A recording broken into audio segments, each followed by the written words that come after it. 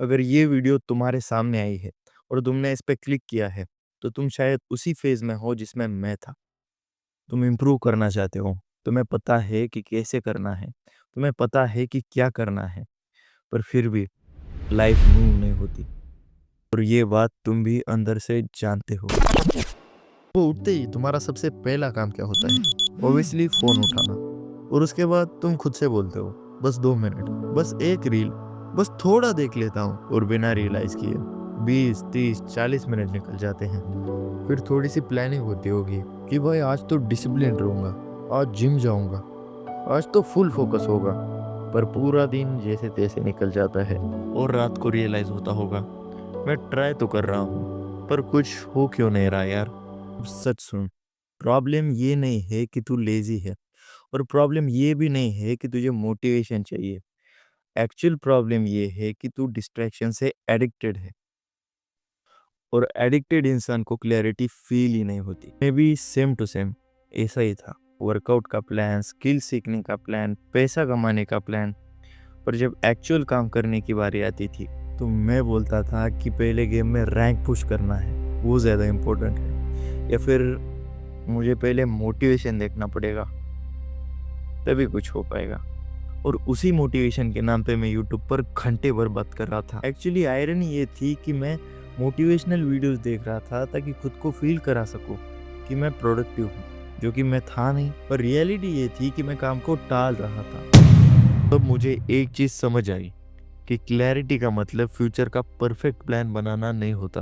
Clarity का actual मतलब होता है कि आज के दिन से नॉइस हटाना टोटली। क्योंकि जब दिमाग हर वक्त reels, short videos, corn, dopamine in सारी चीज़ों से भरा रहता है ना, तो दिमाग सोचता नहीं, सिर्फ भागता है। और भागते हुए दिमाग से तुम डिसीजन एक्सपेक्ट कर रहे हो। इस स्टेट में होते हुए कोई डिसीजन लेना तो दूर की बात, तुम ठीक से सोच भी नहीं पाओगे मेरे दोस्त। सो इसके सोल्यूशन में मैं औरों की तरह 10 टिप्स नहीं देने वाला। मैं सिर्फ एक रूल फॉलो करता हूँ। सिर्फ एक चीज़ चूज करो, सिर्फ एक, वो चीज़ जिसके लिए तुम जीनियसली रेडी हो। उसमें प्रॉब्लम्स आए और उन प्रॉब्लम से सफ़र करने के लिए भी एक ऐसी चीज़ जिसको करने के लिए तुम्हें अंदर से इच्छा आती हो।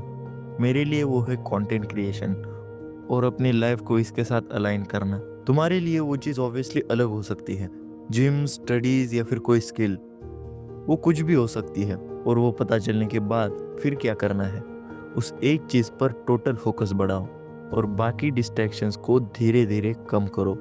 हर एक डिस्ट्रैक्शन को सिर्फ डेली 5 से 10 मिनट ही कम करो, लेकिन करते जाओ। ऐसा तो बिल्कुल मत करना कि डायरेक्टली एक साथ सारी चीज़ें उठा ली, क्योंकि एक झटके से लाइफ कभी नहीं बदलती, छोटी छोटी हैबिट से बदलती है। एंड अगर इस चीज़ को नहीं मानोगे तो बाद में रिग्रेट करोगे, क्योंकि डिसिप्लिन ड्रामेटिक नहीं होता, डिसिप्लिन एकदम बोरिंग होता है और इसी बोरिंगनेस की वजह से वो काम करता है। सिर्फ कोई थ्योरी नहीं बोल रहा, मैं इस चीज़ को एक्चुअली में जी रहा हूँ। मैंने और एक चीज़ ऑब्जर्व की थी, दैट कि अगर फोकस एक जगह पर लगता है तो जो सेल्फ कंट्रोल होता है वो ऑटोमेटिक बन जाता है। तुम्हें हर चीज़ छोड़नी नहीं पड़ती, तुम्हें जो चीज़ मिल रही है उसका एक्सेस तोड़ना पड़ता है, यानी उस चीज़ का एक्सेस कम कर दो। धीरे धीरे तुम्हारी क्लैरिटी शांत हो जाती है और अगले 21 दिन मैं इसी रोड मैप पे चलने वाला हूँ।